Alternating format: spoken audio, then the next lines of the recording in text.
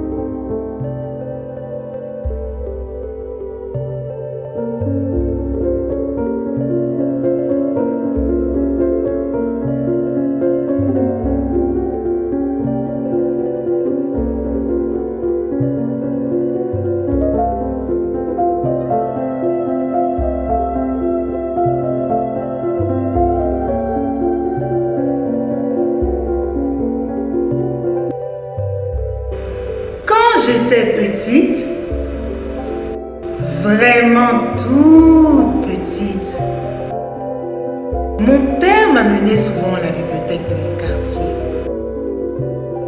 Il me lisait des livres et des livres qui me faisaient voyager dans le fin fond de l'imaginaire.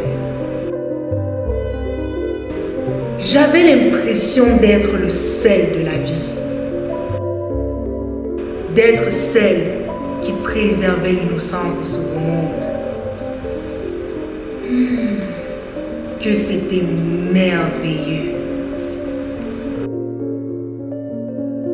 Et moi, mon père écoutait et me chantait jour et soir les refrains de chansons de Félix Leclerc, de Gérard Duperville, de Ginette Renaud, de Mireille Mathieu, de Charles Aznavour et bien d'autres chanteurs francophones qui me faisaient valser, danser et tourner comme une vraie ballerine. C'était comme si j'étais un autre monde. parfumée qui me transportait d'un bout à l'autre du paradis. Quant à moi, c'est ma mère qui me récitait des poèmes en français qu'elle avait écrits. Elle se positionnait comme une actrice sur scène, en train de jouer les plus beaux rôles de sa carrière. Je la voyais grande comme une déesse et plus grande que nature.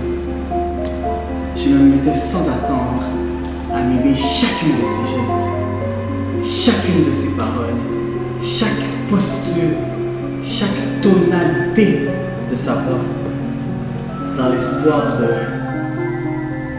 capter l'énergie de son aura qui la rendait si parfaitement heureuse. Je ne sais pas si j'y arrivais, mais je me sentais tellement bien. Très intéressant. Écoutant la voix de mon père, phrase après phrase, ligne après ligne, paragraphe après paragraphe, je sentais presque l'odeur de chaque mot, le battement de chaque ponctuation, le souffle en arrière de chaque page. Je rêvais déjà le jour où je serais assez grande pour lire tous ces livres immobilisés sur les rayons de la bibliothèque qui invitaient moi et tous les autres à la découverte du royaume du savoir et de la connaissance. Je me disais que j'allais pouvoir percer tous les mystères de la vie, formulés en milliers de codes et de sons qui s'endormaient et se dispersaient à travers ces feuilles noircies d'encre. Je leur intimerais alors l'ordre de se réveiller et de me livrer tous leurs secrets. Je recommanderais aussi à mes camarades et amis d'en faire autant, c'est-à-dire d'aller à la recherche du temps et de l'histoire, de partir à la découverte des peuples et des racines d'ici et d'ailleurs. Impressionnant! Justement, mon père vient d'ailleurs, d'un pays où la langue française est reconnue par l'État pour l'instruction, l'administration, les relations et les communications externes. Mon père n'a pas pu bénéficier d'une grande éducation parce que ses parents n'avaient pas les moyens de l'envoyer à l'école pendant très longtemps. Pourtant, il est resté passionnément amoureux de la langue française, même s'il ne la parlait pas couramment. Une fois installé à Montréal, ville aux couleurs de la francophonie, il commençait à apprivoiser le français par la chanson et la musique. C'est ainsi, dès ma jeunesse, il m'a transmis les joies et la fierté de la langue française. Mon père s'est toujours senti appartenir à la communauté francophone, même avec un vif sentiment d'exclusion dans son propre pays. En écoutant les airs de ses auteurs préférés avec sa voix perçante, en voyant dans ses yeux des étincelles de bonheur qui s'en dégageaient, j'ai compris moi aussi qu'une langue est à la fois moyen de communication et sentiment d'appartenance. Grâce aux chansons, j'ai rapidement appris à différencier les différents niveaux de langage, à reconnaître la forme et le contenu d'un texte. Quelle coïncidence! Ma mère aussi a connu une situation semblable à celle de ton père. Elle ne parlait pas un seul mot français avant son arrivée au Québec. C'est à son travail qu'elle fera l'apprentissage de la langue française. Et elle apprendra très vite, car son amie, qui était d'origine vietnamienne et qui pratiquait tous les jours avec elle, l'avait initiée également à l'écriture des fables de Jean de La Fontaine. Ce sont ces exercices de compréhension de texte qui inciteront ma mère à l'écriture de textes dont personne n'avait le droit d'en prendre la lecture. Elle minimisera leur valeur sous prétexte de ne pas bien parler et écrire le français. Pourtant, elle en avait écrit plus d'une cinquantaine dont elle était fière. J'ai encore l'image de mon père qui paraissait possédé, envoûté même par les histoires qu'il me contait. La tête plongée dans les livres, il devenait cette voix qui me berçait avant de me transporter dans un monde où le rêve et la réalité se ressemblaient et n'en faisaient qu'un. J'étais toujours volontaire pour le grand saut magique. Ce qui me fascinait aussi, c'était la fluidité, la clarté, la légèreté des mots qui me parlaient en images, en sons, en paroles, en musique. Toutes ces représentations, toutes ces excitations, je les vivais dans ma langue française. Mais je ne réalisais pas pour autant qu'une langue pouvait représenter l'élément essentiel à la compréhension de tout environnement, de tout univers, de tout ce qui existe, de tout ce que nous sommes, de tout ce que je suis. Avec ma mère, j'ai découvert l'amour et la passion de la langue française, ma langue. J'ai saisi à travers elle le sens de responsabilité et le rôle des parents dans l'éducation et la transmission de la valorisation de la langue française auprès de leurs enfants. Ils sont les véritables porteurs de l'héritage de la francophonie. Ma mère a su exprimer spontanément son attachement pour la langue française par l'écriture. Ton père l'a également manifesté par le chant et finalement le tien par le goût de la lecture. Mais assez bizarrement, les histoires que mon père prenait plaisir à me conter et qui captivaient tant mon attention n'étaient pas toutes puisées des livres de la bibliothèque.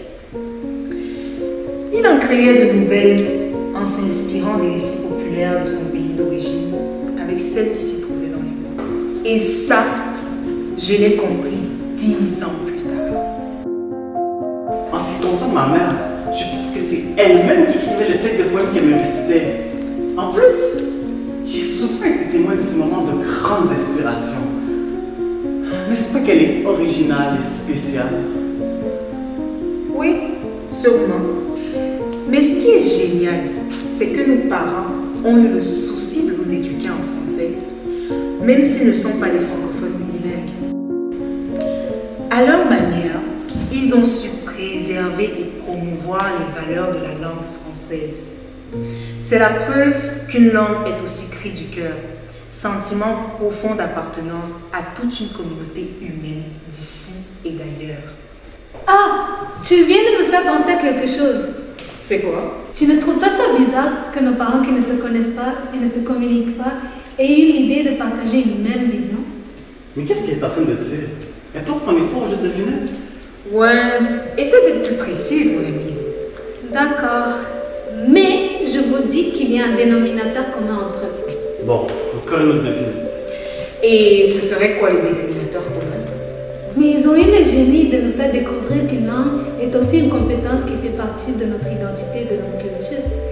Et peu importe l'accent, le lieu d'origine ou l'appartenance ethnique, il faut reconnaître et accueillir la diversité de la langue française. Bon, voilà. En fait, tu décides de te faire comprendre. Oui, le respect et la reconnaissance de la diversité de la langue sont synonymes de fierté de sa langue. Et puis, il ne faut pas avoir honte de s'exprimer à cause de son accent. C'est ce qui crée souvent l'insécurité chez certaines personnes dans leur rapport avec leur langue. Alors, il faut penser à célébrer avec bonheur nos différentes façons de dire, de sentir, de penser et de parler le français. C'est la valorisation de cette richesse et de son pluralisme culturel qu'il faut accueillir avec honneur. Bravo! Ce qui doit être valorisé, c'est vraiment l'usage que l'on fait de la langue française. De plus, nous devons féliciter les gens comme nos parents qui persévèrent à s'exprimer en français malgré qu'ils proviennent d'un pays non francophone. Donc c'était ça le rêve de nos pères? Ah, disons plutôt nos parents. Évidemment. En passant, j'ai aussi une idée. Une autre devinette, je suppose. Non, tu vas voir. Vas-y, accroche ton idée. Et si on célébrait cette belle rencontre avec une chanson que ton père te ferait? Et toi, tu nous récitais un poème de ta mère. Et moi, je vous lirai un extrait d'un roman. Qu'en pensez-vous? Bonne idée. D'accord, mais je vous préviens, je ne chante pas très bien. Allez, l'idée c'est de juste faire quelque chose en français. Exactement. On t'écoute. Ok, d'accord.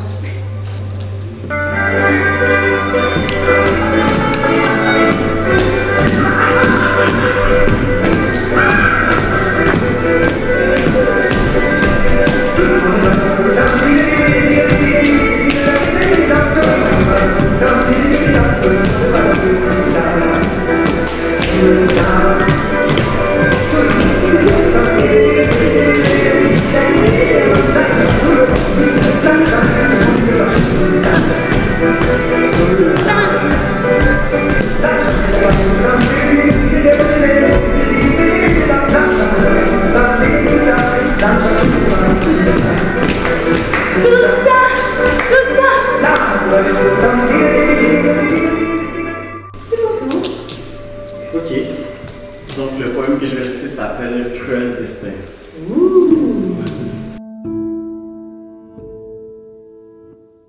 Tous les jours, la vie est à l'honneur. Nous la voyons déployer ses ailes sur mer, dans les airs, dans les espaces. Nous la contemplons à travers les étoiles, le soleil, la lune, les arbres, l'eau, le feu, les animaux de toute espèce. Petits et grands tombent en adoration, la vénèrent jour et nuit par des chansons en cœur. La vie nous est donnée aujourd'hui, mais que nous réserve demain? Si la mort est au rendez-vous dès le lendemain, nous guette au passage sans un lendemain, pour emporter avec elle toutes nos croyances, toutes nos illusions sans faire de bruit. Prisonnier de la vie, prisonnier de la mort, la vie est cruelle et si fragile. Prisonnier de la vie, prisonnier de la mort est un tueur solitaire qui nous attrape même en étant aveugle. Waouh, c'est beau. Comment? Ah oui, c'est moi? Oui. Bon, mon père me lisait plein de livres. Je me rappelle d'un extrait de Le Petit Prince retrouvé de Jean-Pierre Cabet. Monsieur de Saint-Exupéry, si je prends la plume pour vous écrire aujourd'hui, c'est qu'il m'est arrivé une bien étrange histoire. À votre image, je me flatte d'être votre auteur. Car, si j'ai beaucoup voyagé dans ma vie, en réalité, je n'ai jamais quitté ma chaise. Permettez-moi de m'expliquer. On peut réaliser une foule de choses sans bouger de chez soi. Pour ma part, j'ai choisi de voyager. Armé d'un arsenal de cartes, d'atlas, de guides, de relations, de notes, je me suis fait un devoir de visiter chaque jour un coin différent de la Terre. Ah, les somptueux couchers de soleil de la mer des célèbres.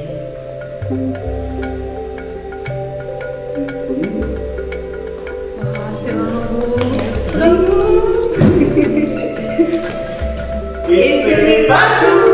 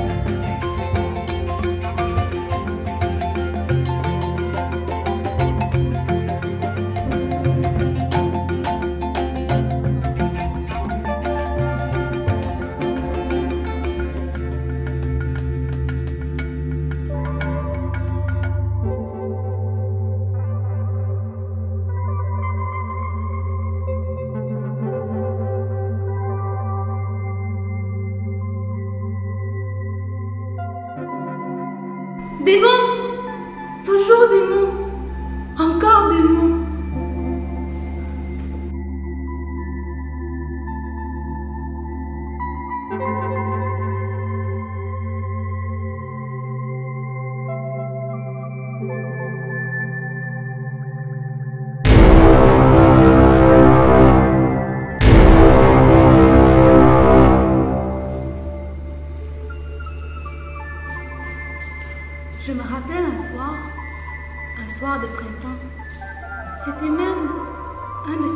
ce soir où je rêvais dans un silence noir.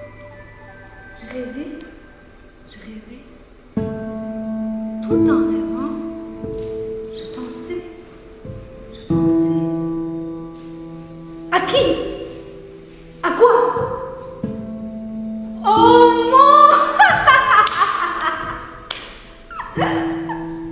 Toujours des mots au goût de miel et aux couleurs d'arc-en-ciel.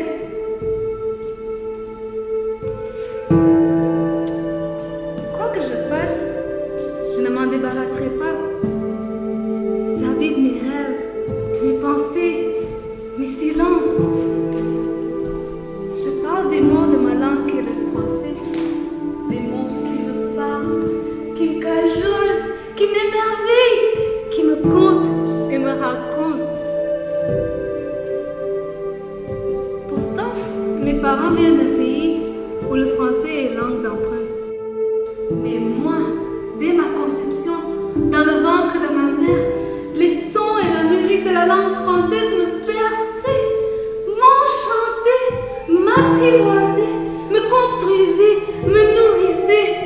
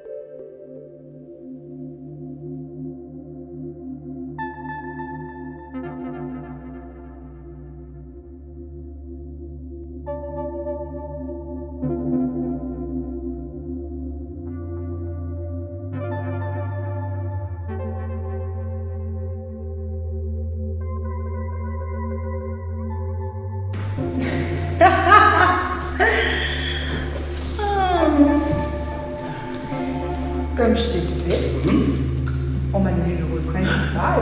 Non. Et bien sûr, je serai l'actrice principale du film. Félicitations.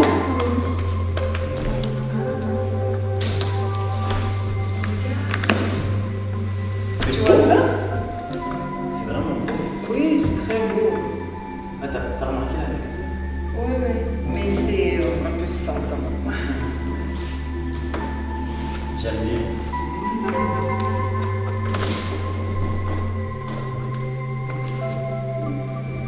Oh, regarde ça. C'est joli. C'est magnifique.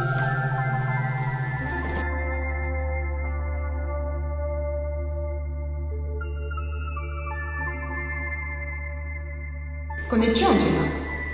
Qui est-ce? Elle, la fille qui se prend toujours pour une Française. Je ne pense pas. Pourquoi tu dis ça? Elle fait toujours l'éloge du français.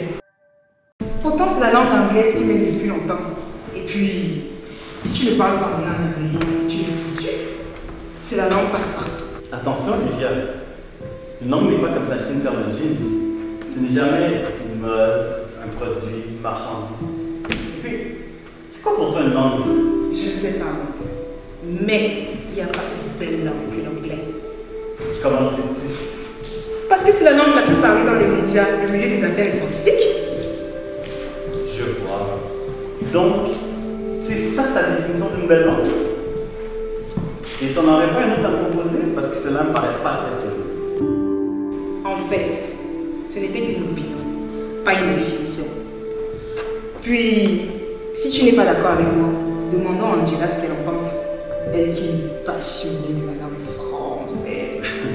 Ça me dérange pas du tout. Ça me ferait même d'entendre un son de cloche différent du tien. Ok, allons-y.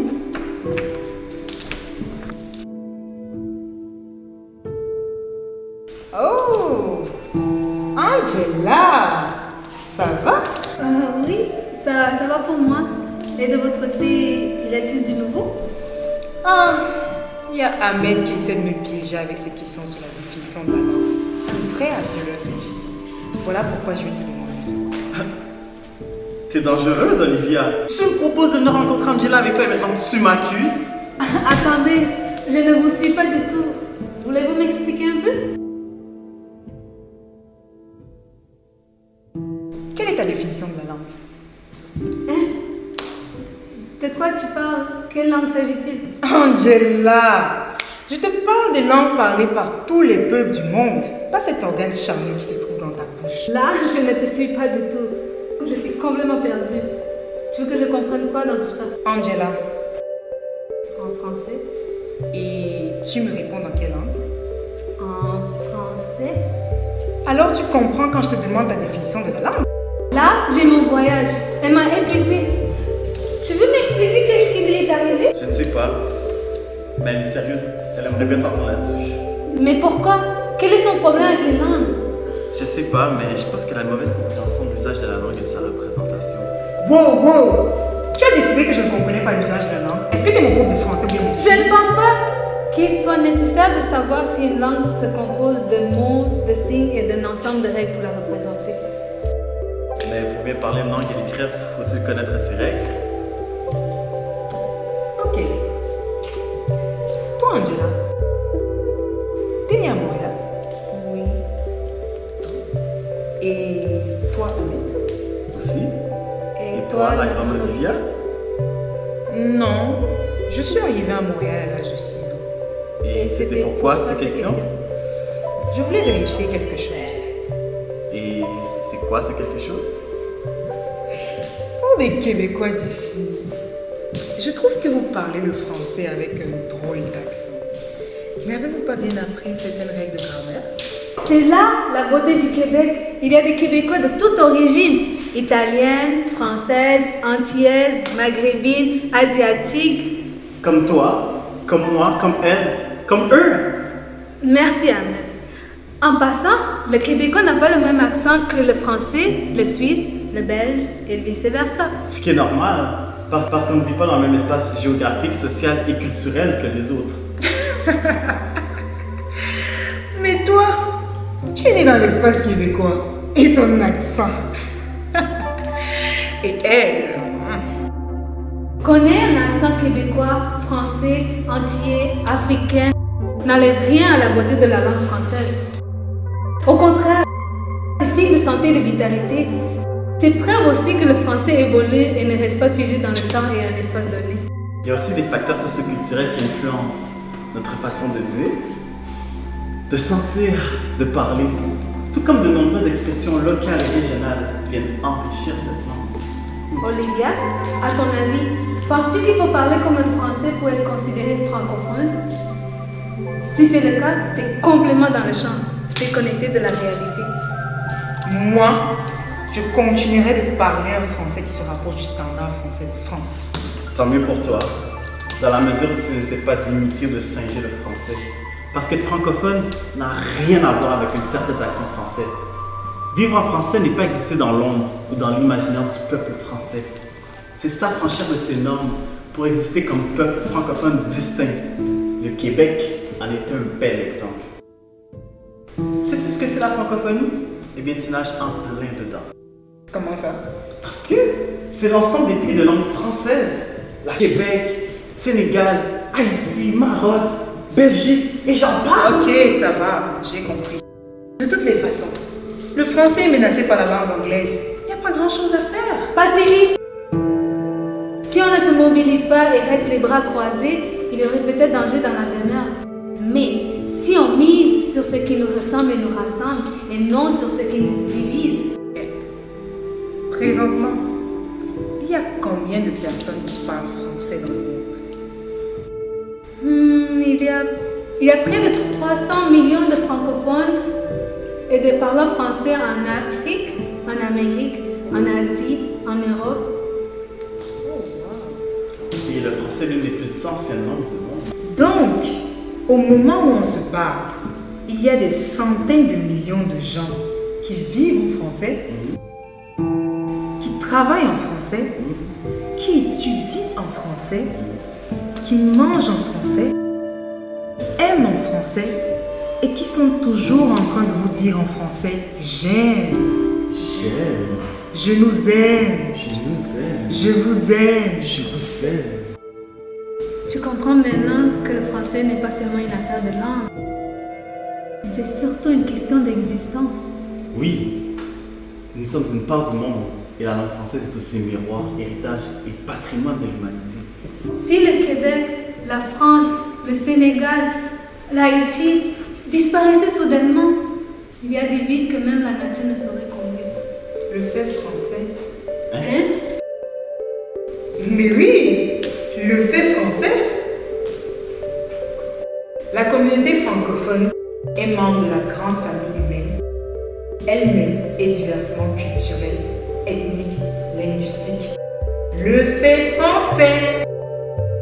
Il revient à nous tous la responsabilité, et encore plus à nous, les membres de la communauté francophone, de protéger cette richesse de l'humanité. Nous veillerons sur notre langue. Personne ne disparaîtra. Nous veillerons sur notre langue. Personne ne disparaîtra. Nous veillerons sur notre langue. Personne ne disparaîtra. Nous veillerons sur notre langue. Personne ne disparaîtra. Nous veillerons sur notre langue. Personne ne disparaîtra. Nous veillerons sur notre langue. Personne ne disparaîtra. Nous veillerons sur notre langue. Personne ne disparaîtra.